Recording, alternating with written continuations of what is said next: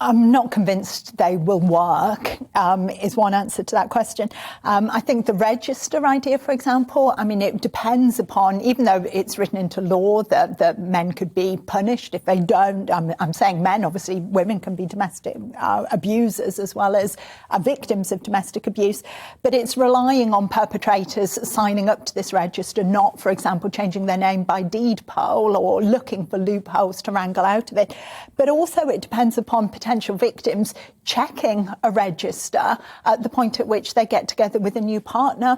And I'm just not convinced that that's something that people generally do. If you're in love and you're kind of newly starry-eyed, you don't tend to rush off to a police station to check whether your partner is on a register of domestic abusers, and I worry that it actually puts pressure on, I'm going to say women because it is women who generally are the victims, it puts pressure on women to do that. Men can be too, of course. Well, of course men can be too, but it puts pressure on the victim, if you like, to, why did you get yourself in this position? Why didn't you go down and check the abuse register?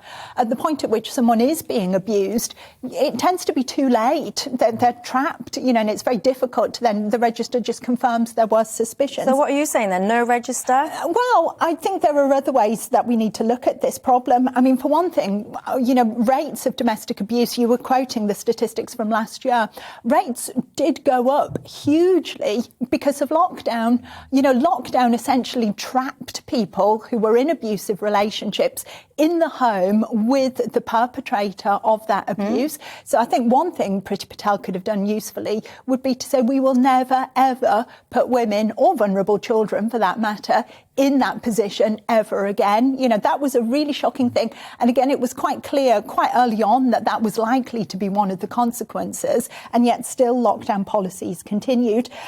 Before lockdown, though, rates of domestic abuse were actually coming down. And the big thing that's really enabled rates to come down is women's economic freedom. I'm not on about looking year on year here, but actually looking back over a period of several decades.